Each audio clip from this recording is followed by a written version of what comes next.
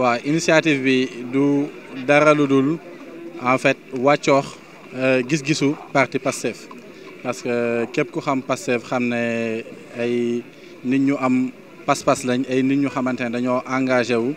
jëmale ci développement te ci li ñu gëm dafa bokk que ni bu ñu bëggee jagal dëkk il faut que ndaw yi dëkk bi mën a indi seen participation nan la ñu indee seen participation mooy ñu organiser wu de telle sorte que lépp luy environnement lépp luy nettoyage lépp luy balayage lépp loo xamante ne daal day jëm ci defaraat cadre de vie bi ndaw yi dëkk bi mën a taxaw defal ko seen bopp. parce que tamit dañu dem gis benn dem taxaw seetlu ñu gis que ne li ñu doon xaar lu ci bëri ci suñuy dirigeant gisuñu ko maanaam ñoom ñoo waroon a nekk tey ji position bi ñu nekk di def de telle sorte que tey ku dugg mbaaw benn yoon di nga def sa kéemtalaay kàttan ba ci ëllëg si boo yeewoo suba teel li ngay njëkk a def mooy ñëwaat mbaaw te loolu lii tax nga mën ko am mooy nga am dëkkuwaay bu xamante ne day set dëkkuwaay bu xamante ne day sain donc loolu bu fekkee gisuñu ko suñuy autorité ñun dañuy wax ne dañuy ñëw taxaw tem indi suñu contribution indi suñu participation mobiliser toute la jeunesse de telle sorte que ñoom ñu mën a ñëw bokk combat bi et puis c'est un engagement citoyen et aussi tamit dafa nekk benn opportunité pour ñun aussi tamit ñu gën a ñaax jeunesse bi wax leen que ne développement bi seeni loxo la nekk parce que Sénégal dafa nekk dëkk boo xamante ne nii plus de 60% de la population dañu nekk ay ndaw donc dafa nekk yoon ndaw yi nga xamante ne ni ñoo fi nekk ñu gën a am conscience ci loolu gën a am une compréhension de lan mooy seen rôle lan moo war a nekk seen taxawaay jëmale ko seen dëkk jëmale ko ci commune bi jëmale ko ci département bi jëmale ko ci Sénégal dans sa globalité. Et au-delà de cette setal aussi tamit on a tenu à faire une distribution de masques et de gel parce que ñun tamit ci li ñu gëm mooy que ne bu ñuy xeex mbas mi dafa am solo tey jii ñun ñu am ci benn taxawaay bu mucc ayib moo tax tamit ñu am benn kit benn lot boo xamante ne ni c'est plus de 200 gel yoo xamante dañ koy distribuer parce que tamit mbaaw dafa nekk benn dëkku cosaan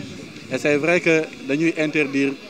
nuyoo bi voilà am distanciation physique mais culturellement ñun suñu dëkkuwaay kenn moo ñaalew ko noonu donc moo tax ñu ne dafay am solo ñu jox nit ñi ay gel même bu fekkee sax mënuñu bañ a mën a nuyoo entre ñoom au moins ñuy mën a am gel saa suñu nekk te loolu tamit dafa bokk aussi tamit ci gis-gisu Pastef non seulement bu defee ay mbir jëmale ko ci environnement ci cadre de vie mu def tamit ay actions yoo xamante ne day laalaale santé bi et day lutter aussi tamit contre la propagation du Covid. waaw daanaka luñ koy fréquence bi xam naa ne lu mu néew dina nekk par mois parce que peut-être semaine xaw na jegantoo mais lu mu néew Pastef au niveau communal parce que bii cellule Grand Mbao la am na cellule au niveau de Kër Mbaye Fall am na au niveau de Petit Mbao am na au niveau de Zac Mbao donc ñun activités yi nga xamante ne nii fas nañ ko yéene def xaw na bëri te lii bu ñu si jógee peut-être amaana dinañ organiser ay dons de sang parce que gis nañ ne actuellement nii dafa nekk une demande et que jigéen ñi nga xamante sax dañuy matu wala ñi nga xamante ne dañu nekk ay victimes accident dañuy soxla souvent di am deret moo tax loolu lépp dafa bokk ñun suñu programme yi nga xamante ne ni bëgg nañ ko jëmmal ci commune Mbao donc bu dee fréquence bi daal mën nañu wax ne daal du ñu toogati lu ëpp weer te Pastef de la commune de Mbao du def activité boo xamante ne nii day entrer dans le cadre du développement. léegi Pastef ak social bi fii ci biir Mbao. Pastef souvent dañ koy faral di ko méngale comme un mouvement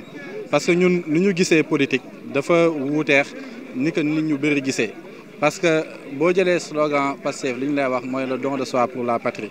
maanaam da ngay joxe sa bopp pour que askan wi nga xamante ne nii ñoom ngay yeewandool pour que askan wi nga xamante ne nii yéen a bokk dëkk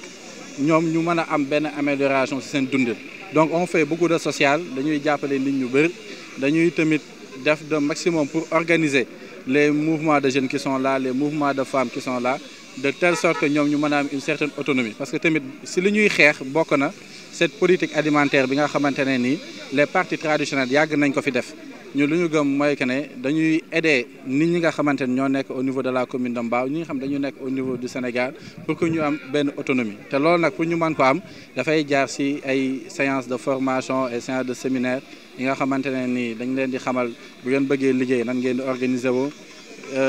jëm leen a bokk ak ñoom ay méthodes de financement et techniques de financement jéem a xool nan leen di accompagner pour que banque bi tamit di leen mën a jàppale et tout ça donc ñun au niveau du social on fait beaucoup de choses et au niveau aussi entrepreneurial dañuy def lu am solo jëmale ko ci population de la commune de Mbao. Je pense que jeunesse bi nekk Mbao c'est une jeunesse très consciente une jeunesse très engagée te bu ngeen xoolee tey jii voilà taxawaay bi nga xamante ne ni moom moo am au niveau du rond-point Grand Mbao da ngeen di am certitude que ne jeunesse bi sax ñu si bëri kenn xaarul sax ñu leen di woo parce que ils se sont identifiés tey jii au discours de Pastef ils se sont identifiés au discours du président Ousmane Sonko parce que lu muy woote tey jii mooy que na ñëpp jot si li nga xamante ne ni moom la ñu bokk donc pour loolu mën a am il faut ku nekk aussi tamit mën a dugal loxoom si ni ñuy doxalee dëkk bi donc ñun jeunesse bi encore une fois dafa nekk un pilier fondamental bu xamante ne ni ñun suñu projet si ñoom la reposer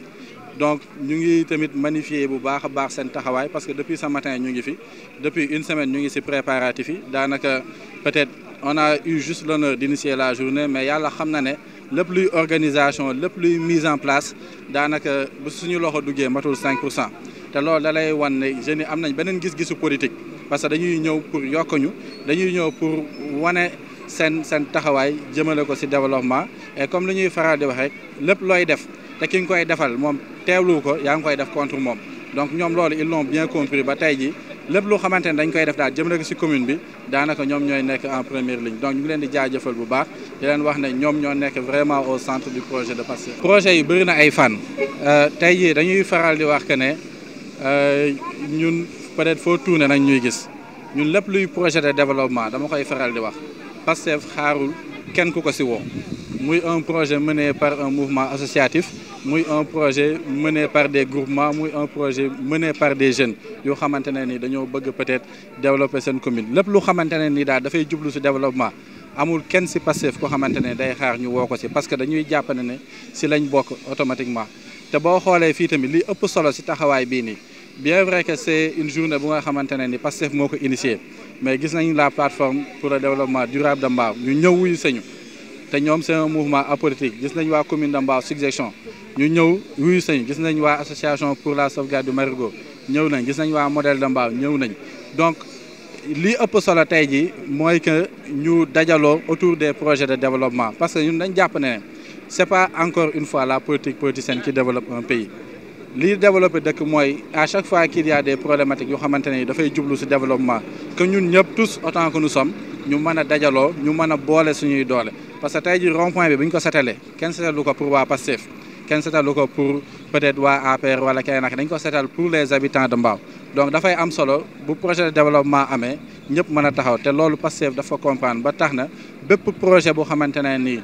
ñu ngi koy doxal ci commune bi bépp projet de développement boo xamante ne am na fi ñun dañ ciy dugal suñu loxo dañ ciy participer bu ñu ci mënee participer de manière financière dañ koy def bu ñu ci mënee indi suñuy xalaat dañ koy def bu fekkee suñu doole tamit lañ ci mën a indi dañ koy def donc taxawaay boobu noonu la Pastef am au niveau de la commune vis-à-vis des projets yi jeunes yi am. waaw initiative bu Set Setal bi c'est dans la foulée des actions de Pastef dans l'ensemble du territoire national donc tey jii nii suñuy frères et sœurs. De la cellule de Grand Mbao bi nga xamante ne Pape Ousseynou Pouy moo ko jiite ñoom ñoo ko organisé et donc toute la section communale de Mbao de Pastef est venue répondre à son appel pour dooleel ko pour également jàppale ko ci liggéey bi nga xamante ne mu ngi ko sumb au niveau de Mbao donc l'initiative c'est une action citoyenne parce que nous on a l'habitude de dire que Pastef c'est un grand mouvement citoyen moom la gën a jege parce que action yi ñu xamee sur le terrain c'est des actions yi nga xamante ne c'est qui sont exclusivement orientées vers la population donc ñun dañuy bëgg chaque fois ci suñuy action politique ñuy def li nga xamante ne day amal njëriñ askan wi waaye li nga xamante ne également askan wi loolu lay xaar ci ñi nga xamante ne ñoo koy diriger ci dëkk bi donc on montre la voie voie bi nga xamante ne du ñun ñoo ko tracé certes mais voie bi ñu jàpp ne voie boobu moom la ñu mën a jaar ñun waa Sénégal pour développer Sénégal pour développer gox-goxaan yi nga xamante ne mu ngi ci biir réew mi voilà donc loolooy solowu ndaje wi tey jéem a setal lu rond-point bi nga xamante ne yéen ñëpp seetlu ngeen ko am na ay travaux yi fi amoon mu indi ay jafe-jafe donc du ñu xaar ba travaux yi jeex pour setal ko dañuy commencer léegi et puis c'est une action boo xamante ne qui va se répéter fii ba travaux yi di jeex parce que loolu également dafa bokk ci améliorer cadre de vie wu population bi dëkk ci zone bi voilà loolay solo wu ndaje bi donc ñu ciy remercier également ñi nga xamante ne wuyu si nañ ñu ñi bokkul Pastef muy tous les mouvements associatifs de la commune de Mbao Pape Ousseynou Pouye léegi cité na ko donc xam naa damay bañ a lim rek ma lim ci la plateforme pour le développement durable de Mbao ma lim ci association pour la sauvegarde du marigot ma lim ci Kër Mbaye Fall suggestion commune de Mbao suggestion ma lim ci également Kër Mbaye Fall culture urbaine donc c'est des mouvements apolitiques yi nga xamante ne dañuy yëngu ci domaine bi donc forcément bu ñu organiser lu mel nii da leen di intéressé te dañuy wuy ji nii lañ gisee doxalinu réew bi jàpp nañ ne ñun ñëpp bu ñu booloo ñu commencé ko ci gox yëpp tey ci Mbao lañ nekk waaye yeneen dëkk yi muy Thiaroye muy Sicap Mbao muy Diamaguène Sicap Mbao muy fépp fi nga xamante ne localité am na fi ci Sénégal jeunes yi surtout bu ñu booloo mën nañ apporter quelque chose de très grand ci développement wu Sénégal parce que foofu lay commencer ci base. waaw dañuy leen di sant d'abord ci mobilisation bi ñu gis tey mu nekk mobilisation bu dal xel du point de vue que ni dafa am yu fi amoon ñu am yu jot a jiiñ jeunesse bi ñu bëri jàpp ni jeunesse bi ay yàqkat lan ay terroristes lan ak ay lutteurs ak lu ne ñu wax ko jeunesse bi alors que jeunesse boobu moom mooy jeunesse bi nga xam ne moo yor espoir du Sénégal mooy jeunesse bi di war a defar réew mi te jeunesse bi ñu gis ni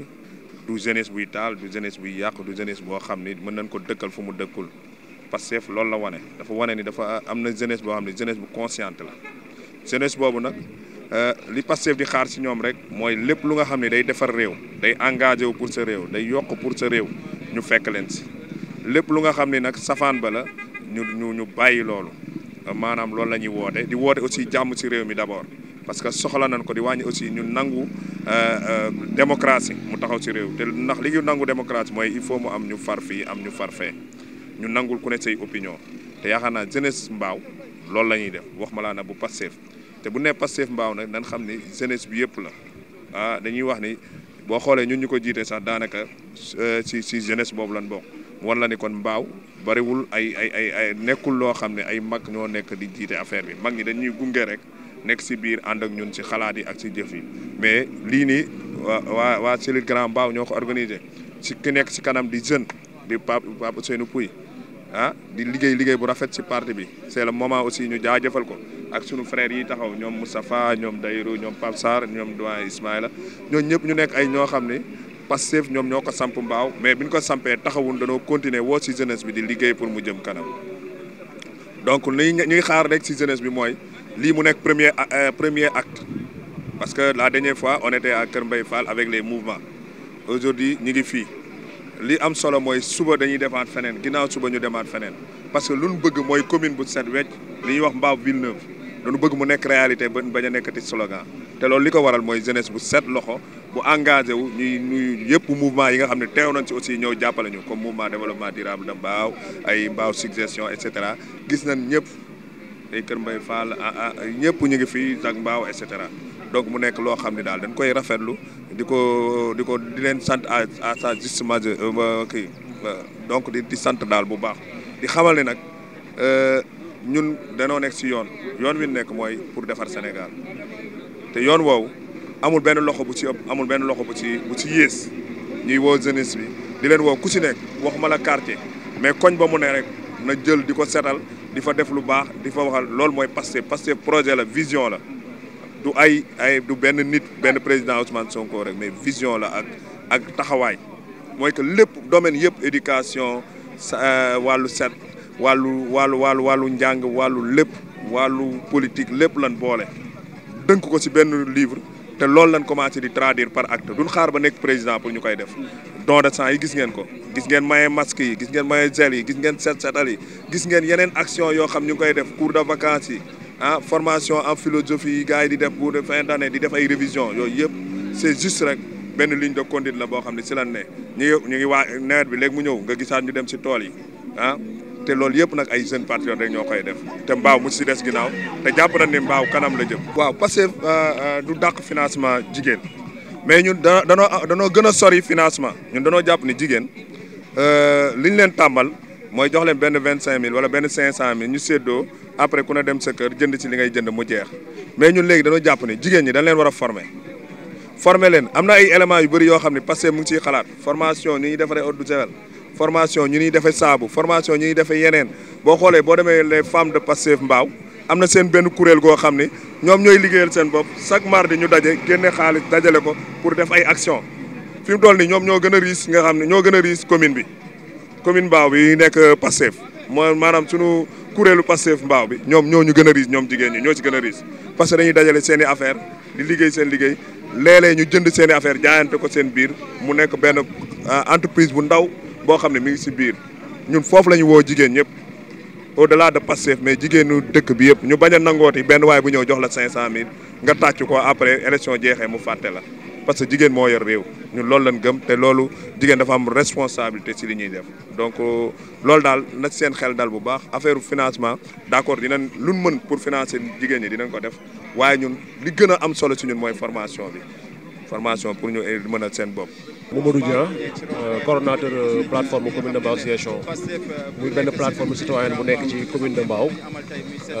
di travailler à regrouper toutes les sensibilités politiques ñu retrouver ci idéal yu mel nii parce que comme ñu ko gëmee mooy entité yi ne ci commune bi yëpp ñu mën a daje ci yi nga xamante ne mooy activité yu mën a jeexital ci askan bi donc boobu ba ñu juddoo ba léegi ci loolu la ñuy liggéey moo tax ba ñu owee ci initiative bu mel nii dañuy sawar mobiliser wu pour ñëw taxaw parce que loolu lay suñu rôle comme ni ñu ko defoon semaine passée ca Kër Mbaye Fall moom lañu ko defewaat nii te képp ku nga xamante ne jël na initiative bu mel noonu ci commune bi foo ñu woo on est prêt parce que ku ko def ñun la ko defal donc loolu lay suñu taxawaay tey waaw déjà commune de Mbao Ziguinchor avant tout day joxe ay suggestions di def ay critiques constructives di jéem a ubbi ay passerelles de réflexion pour permettre doomu Mbao yëpp ñuy mën a daje di waxtaane li nga xam ne dañ ko bokk parce que kenn umpulewul ne am na ñoo xam ne dañoo bokk ci ay parti politique am na ñoo xam ne bokkuñ ci ay parti politique tey suñu rôle mooy mën a dajale ñooñu ñu am cadre boo xam ne dañuy waxtaane li nga xam ne moom lañ bokk parce que kenn ku nekk am nga say conviction politique di ko dund donc ñun bokkuñu fenn dañoo bokk société civile ñun ñoo mën a def trait d'union bi entre doomu Mbao yi fépp fu ñu mën a bokk am question yoo xam ne bu ñu ko soulever ñu mën ci daje mën ko waxtaane ba am ci solution mu am njeexital ci dundinu askan bi donc ci commune de Mbao solution ci loolu nekk depuis loolu da ci bay tànk tubéyam pour mën ci am ay résultat donc ba ñu juddoo ba léegi ci loolu lañ nekk te yaakaar naa duñ ci jóg waaw non duñ ne sax parce que instant bi commune de Mbao Ziguinchor lañ la wax autant peut-être que ñi ko commencé Kër Mbaye Fall la mais dañoo gis ne mënuñu dëkk Mbao li mu toll ñu bëgg ku nekk sa ruq naan Kër Mbaye Fall ñu naan Mbao ñu naan Sibres ñu décider pour regrouper ñëpp et puis depuis loolu le discours passe nit ñi ngi koy approprié wu donc tey boo xoolee commune de Mbao Ziguinchor amul fu mu amul ci commune bi ñëpp ñu ngi ci biir am nañu groupe de WhatsApp boo xam ne fa la ñuy waxtaane am nañu ay gars yi nga xamante ne ay boroomi xam-xam lañu ñu ngi liggéey ci ay stratégie pour booster un peu commune bi ci fànn yëpp nag fànn yëpp muy culture sport xam nga développement économie et tout parce que li ñu gëm mooy dafa am leadership jeune bu war a éclore ci commune bi pour mën a yóbbu commune bi ci beneen niveau parce que yàlla dafa am lu ñu defal may nañu lépp donc bu ñu développé wul rek bu ñu amul lu ñu mel rek suñu lay doon donc dañuy ñaaxaat jeunes yëpp ñu gën a impliqué wu xam ne yëf yi seen yëf la commune bi keneen du ko defar ku dul ñoom donc engagement nag bëri na façon mais kenn ku nekk na impliqué ko à sa manière ñu sentir la ci fi nga dëkk parce que affaire bi du yeewu rek tëdd yeewu nelaw yeewu dem sa yoon donc da ngay impliqué wu ñu gis la ci commune ñu xam ne lii yaa ko defal fi nga dëkk donc ñun loolu la ñuy oo nit ñi donc di dellu di remercier cellule Pastef Mbao Pastef en général parce que tamit ñun amuñu coloration politique comme ni ma koy waxee dama ciy insister parce que parfois day indi amalgame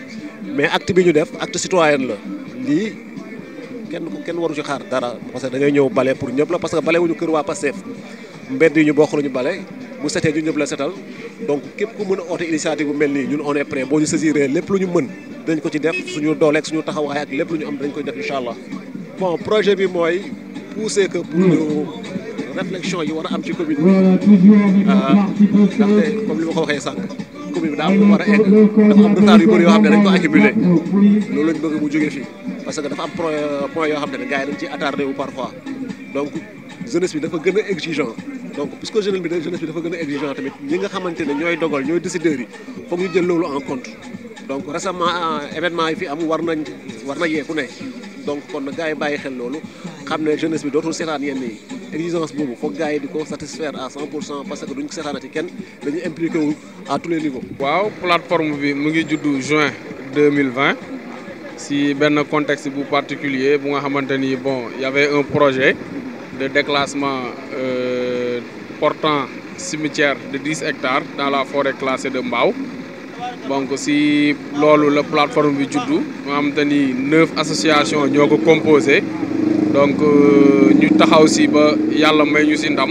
ñu repousser projet bi ba mu dem Pikine donc loolu ñu di si sant waa Mbao ñëpp yaakaar naa bu doon suñuy jëmm ñun kese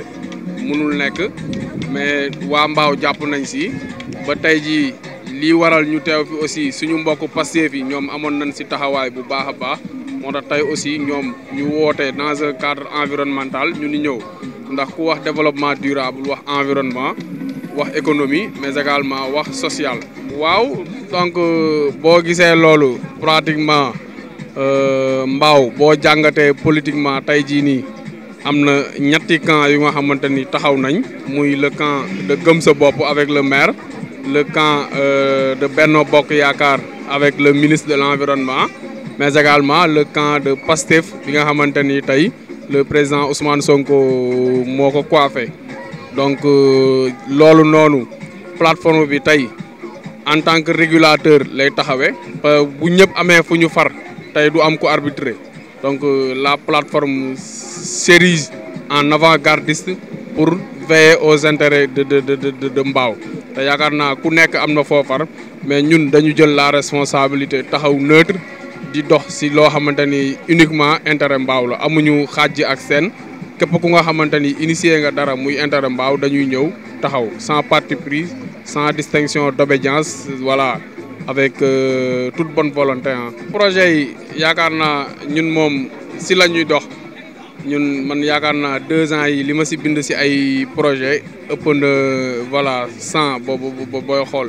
te lépp day doon loo xamante ni ay doomu Mbao ñooy ñëw soxla dara ñu matérialiser ko ba yaakaar naa loolu aussi si jaamu yàlla la bokk boo xawee am tuuti xam-xam jàng xam tuuti donc c'est normal nga mettre ko au service de ta communauté tey jii nii bon waxuñu ne ku ñu bindal projet dina sotti mais yàlla suturaal nañu ñu nekk ci circuit bi ba am ay canaux yu nga xamante ni tey mun nañ la boole ak ay nit ba bon muy financement wala dara booy xool ñun aussi dans le cadre de la plateforme plus particulièrement au niveau de Diwane ji management bi ñuy liggéey bon dañuy def ay affaire bon xaaruñu kenn en quelque sorte ndax tout récemment booy xool élèves yi nga xamante ni ñu ngi ci école primaire yi te seen doole demewul noonu fexe nañ ba mbëkkante ak l'association des Mbawois de l'extérieur appuyer leen en fourniture ak ñi nga xamante ni seen doole demewul noonu ñu inscrire leen may leen ay fourniture surtout école CM2 yi mais au niveau du Marigot aussi ak suñu yenn partenaires yu ñuy liggéeyal fexe nañ ba indi fa ay cocotiers ku xam cocotier xam ne bon yombul mais fexe nañ ba jëmbat fa 90 cocotiers mais également aménager nañ fa benn espace de détente moo xamante ni bon ak ay graffiti pour sensibiliser à l'immigration irrégulière donc yooyu yëpp ay yu ñu def la nga xamante ni peut-être ñun association suñu dërëm dugg ci ay projets yu ñuy bind la soumettre que ay structure ñu ñëw jàpp ci ñu indi biir Mbao daal waaw donc di wax ne ku képp ku nga xamante ne yombul tey décrocher financement mais